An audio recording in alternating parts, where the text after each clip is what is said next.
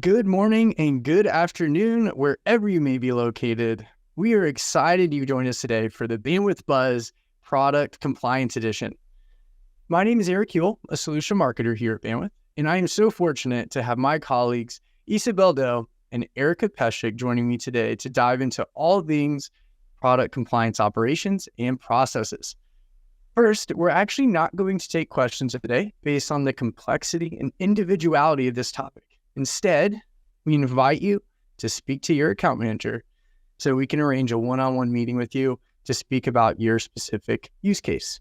Additionally, please note, today's content is purely informational and not to be taken as legal advice.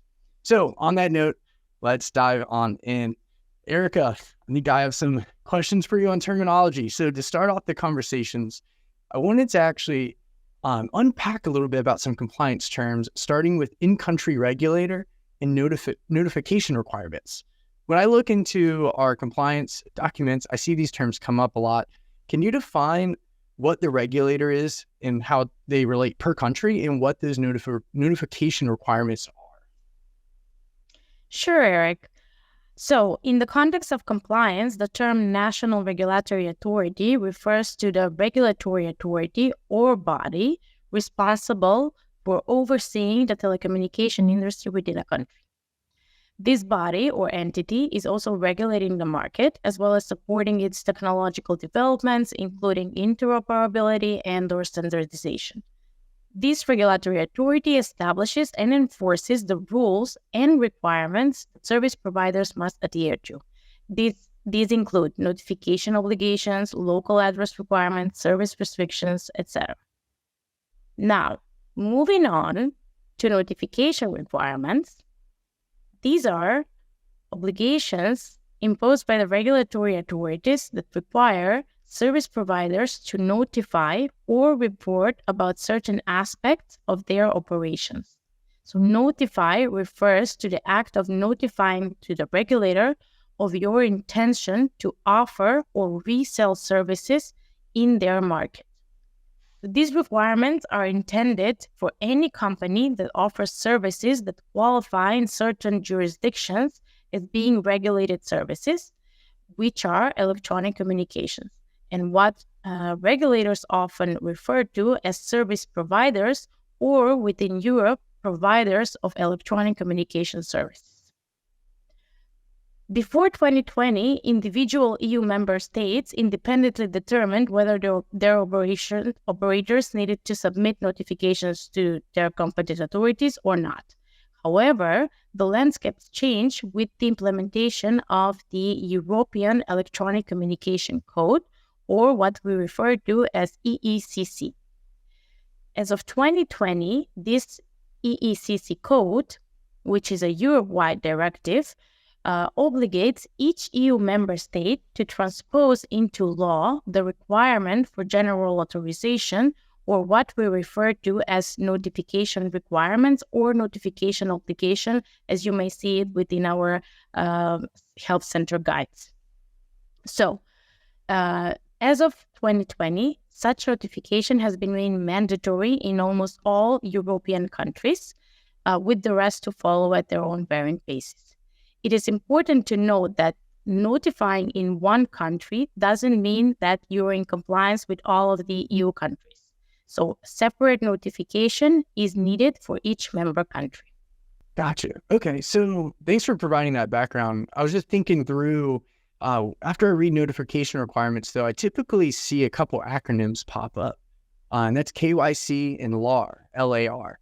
Do you mind unpacking what those mean and how they apply to compliance processes? Sure. I think those are the most common terms that whomever is working with us will hear about.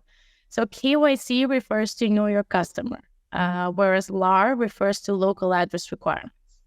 KYC is a crucial process that involves verifying the identity of our customers.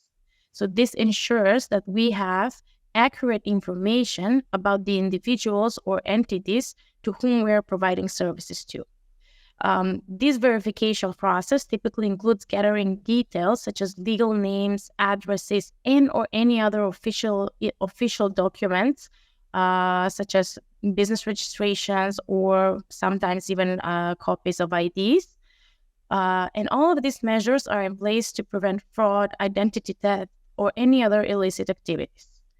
In order to address the importance of KYC, I'll name a few things as to why this is crucial for every business. So KYC prevents fraud. KYC helps in money laundering prevention. It helps with protection of customer data.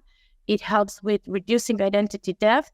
And obviously, it builds with compliance and a reputation for each product.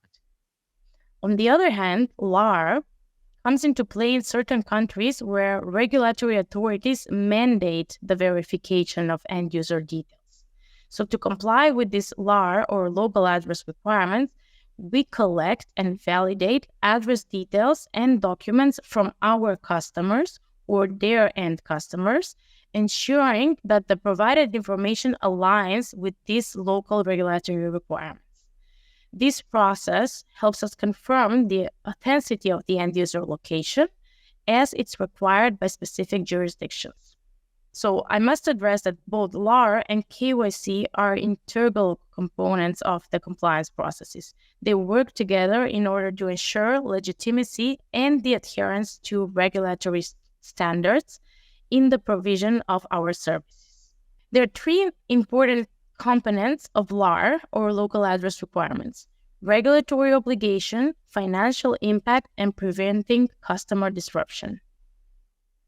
Okay, so this is really all about understanding the end user and the customer so you can essentially vouch for their traffic or content. So that makes total sense. Thank you for unpacking that. But I will say I do have another acronym for you, LOA. I used to work in porting, so I understand what it means from the porting context.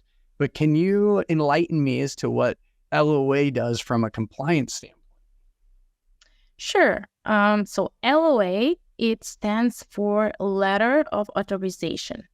In the context of compliance across different products, an LOA is a formal document that grants permissions or authorizations. Customers are often required to submit an LOA as part of the compliance processes, obviously, indicating their approval for certain actions or changes. I'll name a few examples. In the porting context, as you mentioned, an LOA is used to authorize the transfer of a phone number from one carrier to another. In the operations compliance landscape, on the other hand, customers may provide an LOA to authorize the registration of specific sender IDs for messaging services. Whereas in various legal processes, an LOA can be employed to grant permission for certain activities, modification, or access. It's important to note that the LOA serves as a documented and legally binding confirmation of the customer's consent or authorization, which ensures transparency and adherence to legal standards. Okay, so not too far from my understanding it from porting. So thank you so much. I really appreciate you unpacking that. That's super helpful. I guess now to switch gears, Isabelle, I have some questions for you. I'm definitely curious. I'm sure our listeners are too, to learn a little bit more about the Bandwidth product compliance team as a whole. Like, are you all segmented into different teams and missions? And then how do our customers work with you? Yeah, so absolutely, Eric. We are segmented into teams. There's 4 teams that make up product compliance at Bandwidth. The first one, the most invisible one to customers, is the compliance analysis and business processes team. They are responsible for auditing and reporting both services and business processes. They create all of the user guides we send you, all of the newsletters that you like so much, as well as collaborate with our internal teams to review every customer-facing process and journey related to compliance so that we can improve on the user experience in the future and as we go. Then we have the Service Operations Adherence team, and this team is more commonly known as the KYC team, and is the team that Erika here leads. This is the back office powerhouse of our team. They ensure KYC and LAR vetting is done to the exacting standards of each individual market. And they also track registration statuses for resellers, ECS providers. And they also enable alphanumeric sender ID registration for the time being. Then we have the customer engagement team, which is responsible for the front of the house. And as the name indicates, engaging with our customers on all things product compliance. See them as your friend over here at Bandwidth Compliance, ready to walk you through operational compliance changes or process requirements. But then for audits, they're to be upgraded to your best friend at product compliance, because they will be the ones to provide you with everything from guides to reminders to status updates. So keep them really close. Lastly, but not least, we have the product compliance team that is focused on messaging. So messaging compliance team. Messaging is really significant and relevant to us as a company and business. And us growing the messaging compliance presence and support really reflects that. So this team is mainly focused on US messaging compliance for the time being, as the majority of the growth as well as changes lie there currently. This team's mission is to learn, adapt, and educate peers, partners, and also customers so that we can enable more traffic, more campaigns for you. See them as your messaging experts and really listen to their advice in order to ensure your messaging campaigns have the highest odds of success possible. Because their goal is the same as yours, which is to get as many legitimate campaigns accepted as possible. Wow, okay, so there's actually a lot more going on here than I even realized. Sounds like we have a lot of experts that specialize in specific arenas, and I didn't realize it got that granular, so thank you for overviewing that with me. So to switch gears again, from the marketing end, I've actually heard Bandwidth's approach to product compliance can be quite firm, but I say it lightheartedly. I would love if you could elaborate on why there might be a perception of us taking a firm stance on operations compliance, and that actually could help our customers in the long haul. Do you mind unpacking that for me? Yeah. So listen, adherence to local regulations is crucial to maintain trust and prevent fraud and avoid costly sanctions. So though we do have a reputation of being stricter than most of our competition, the reality is just that we opt to follow the law and what restrictions and requirements the regulators have chosen to enforce. So this is a choice that we have made. We can't speak to others' choices, but we made these choices in an effort to safeguard you, our customers, because the risks of repercussions of choosing to ignore the law are dire and very real. Depending on the severity of the non-compliance matter and the impact in the market, regulators could consider, would consider a range of actions towards those operators who fail to align their practices with the local requirements.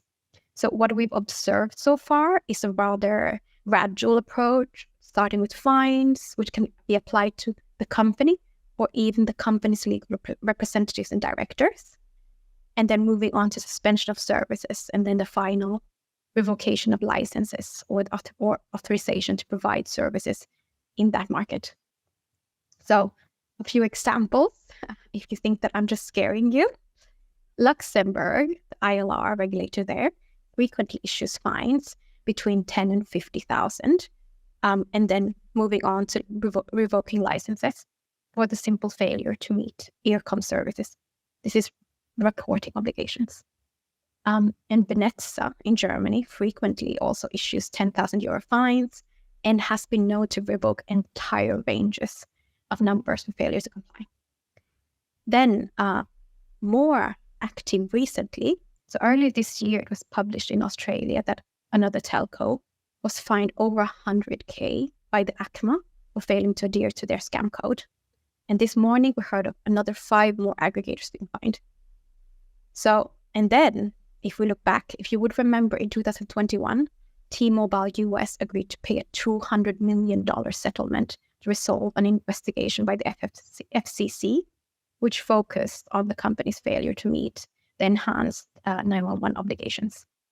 So that said, it's also important to mention that we've chosen to operationalize and automate as many of these regulatory requirements as possible within our services and tools. So which allows our customers, even if it does take a few extra steps from your side, but it allows you to enjoy ultimately an integrated benefit of being able to manage non-intentional or unintentional non-compliance and to enjoy a stable service. Building up upon that, Isabelle, I'd also like to mention some of our service compliance audits that we have in-house, which are also customer-facing. I'm going to dive in right into our first topic, which is operator registrations. So these are audits that we perform annually, and the primary objective of conducting an annual operator registration audit is to ensure that as a service provider, both we and our customers adhere to the standards set by these local authorities or the national regulators. It is imperative to cross-verify that our reseller customers are fully compliant with the notification requirements stipulated by these regulatory bodies in the countries where enforcement is in effect. The reason behind this is because non-compliance with these rules may result in breaches, which may lead to penalties to our services and in severe case, potential disconnection to our customers. So the implementation of this annual audit serves as a protective measure, which ensures also the continuity of the integrity of our services, and ultimately it's safeguarding our customers and consequently their end user service. Moving on to the next audit that our customers are fairly familiar with, it's the KYC and LAR audit, or what it stands for, Know Your Customers and Local Address Requirements. So these audits are performed when requested or when required by the regulators, or if any changes occur with the regulations in the markets that we operate. So in the landscape of product compliance, protective measures are crucial. That is why we conduct these KYC and LAR audits in responses to all of these requests, requirements, or even legislative changes that we may be faced with. This proactive approach of having these frequent audits ensures that we possess all of the requisite country-specific information and documentation from each customer and each end user, and ultimately they align with the evolving standards. So, given the increasing demand from authorities and industry for this information, addressing concerns related to potential fraud is essential. It's essential, particularly in light of the growing trend of randomly selected online addresses. Also, in the event of law enforcement agency cases, our preparedness to supply up-to-date details about the final end user of the services is vital. So these KYC audits not only help safeguard the service of the end user or the company from potential misuse, but it also ensures compliance with operational product obligations and in the end, mitigating the risk of fines.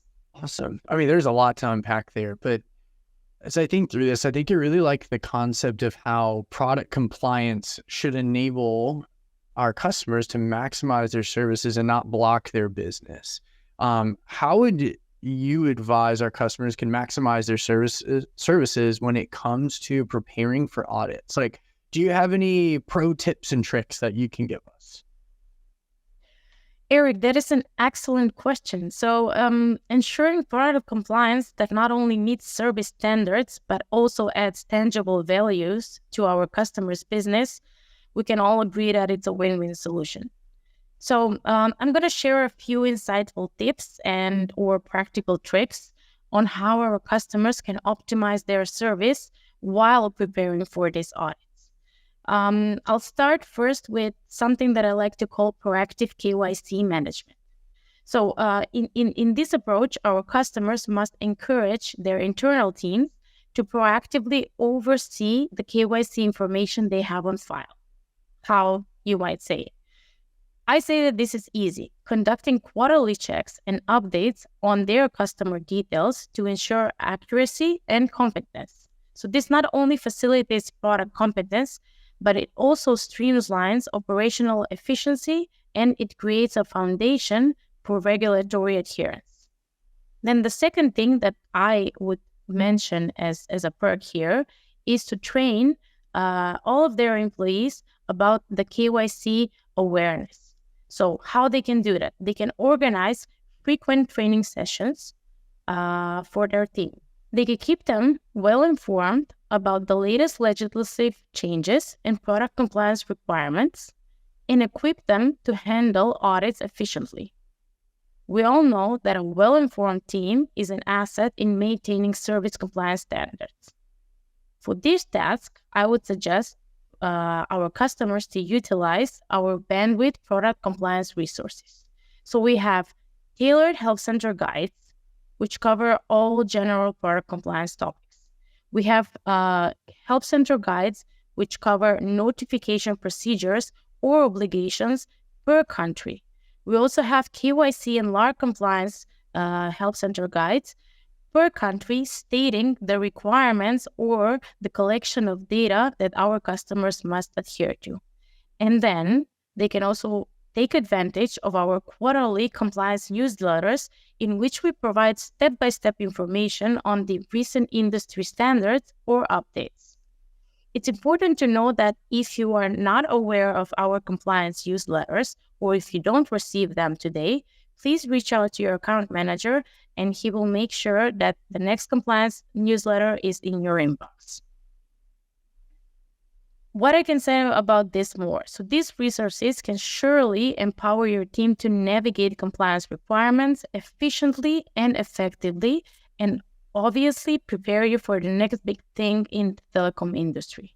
Then you could implement an audit readiness checklist specific to your industry and service landscape. This checklist could serve as a roadmap, ensuring that all necessary documentation and processes are in place before an audit occurs. So always make sure that you check the service requirements on our portal, as well as the activation requirements, to ensure that your end users meet these standards for service continuity. So conducting regular internal audits will reinforce your proactive approach in the identification of potential issues and will ultimately lead to a smoother external audit process when that is enforced by us.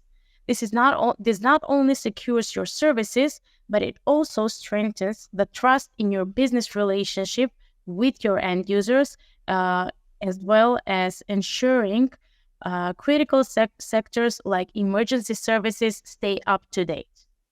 And as a last note, I'd mention to consider educating your customers by highlighting the importance of accurate and up-to-date records of end-user details. Why is this important? In sectors such as hospitals, emergency centers, or natural relief hotlines, service disruptions can have severe consequences. So maintaining accurate records not only prevents service disruptions, but it also safeguards your business relationship. Therefore, our recommendation is to educate your customers on why it is essential for uninterrupted service and trusted business relationship to keep these end-user details up to date with yourself as well. Because remember, product compliance should always be viewed as a strategic enabler and not an obstacle. So if you embrace these tips and tricks, your organization can not only meet the service standards that we impose or that the regulators impose, but you can also enhance your operational and efficiency. You can foster a culture of continuous improvement and ultimately maximizing the value of your service. Wow, love it. Thanks so much, Erika. I feel like that was some great takeaways as we consider what that actually means for our customers. And like I said, thank you for the pro tips. It's nice to have those. All right, well, we're getting close to time, so I want to dive into one more topic. We've talked a lot about voice today, but what about messaging? Can you describe the product compliance landscape surrounding messaging, both from a U.S. perspective and from a global perspective? Sure, Eric. So the landscape for messaging is actually really complex in that it is much less regulated than voice, but it is also constantly changing. So messaging, as we know, is a hot topic today. And the product compliance frameworks are crucial to navigate both from a US and from a global perspective. So we've all heard buzzwords such as opt-in, opt-out, P2P, A2P, TCPA, etc. And we know that this can sometimes be overwhelming, especially if we're introduced with the messaging services for the first time. However, that is why experts like us can help. Additionally, it is important to keep in mind that the fundamental objective of the compliance framework is twofold. So the first one is to shield individuals from unwanted SMS communication, whereas the second one is to establish industry standard practices. What I can say is as a common connection between the US and the global scene is obviously the significance of KYC, or knowing your customer. In this case, is knowing the sender. Knowing the sender's identity, location, operational details, and even content plan. Additionally, organizations must follow these rules, including obtaining opt-in consent, simplifying the opt-out process, texting appropriately, avoiding prohibited content, and addressing all requests for help or opt-out preferences promptly. These are all requirements in order to be successful in the messaging world. Furthermore, adhering to country-specific requirements is also vital. So for instance, what's interesting is that in the United States, messages can only be sent between 8 a.m. and 9 p.m. While in France, marketing messages are prohibited on bank holidays and on Sundays. So customers who wish to send messages must adhere to these requirements. Otherwise, they will see traffic disruption. So globally, the registration requirements for alphanumeric sender ID varies, obviously. Some countries do not have registration requirements, while others have. For instance, in Australia, a letter of authorization is required in order to initiate the registration process. In most EU countries, registration may not be mandatory, but collecting KYC information for the sender always remain essential, whether that be from a US perspective or from a global perspective. Then always we need to collect additional details, such as the type of traffic, whether that be promotional or transactional traffic, description of the use case of the sender, what is the volume of traffic. All of these are collected to confirm the use case and ensure that the end user's messaging aligns with the compliance standards. Gotcha. Yeah. So again, all comes down to knowing about the end user, the use case, and all that. So it's great. Thank you so much. Well, we've certainly unpacked a lot of awesome components of product compliance today. To our listeners, we hope that you found this informative and super helpful as you consider scaling your business globally. If our discussion caused any questions to pop up on your end, please don't hesitate to reach out to your account manager so we can set up that meeting with our product compliance team to dive in. If you don't know your account manager, that's okay too. You can reach out to us at webinars@bandwidth.com. Isabelle and Erika, thank you so much for the robust details today. And to our listeners, thank you for tuning in for another Bandwidth Buzz. We'll see you next time.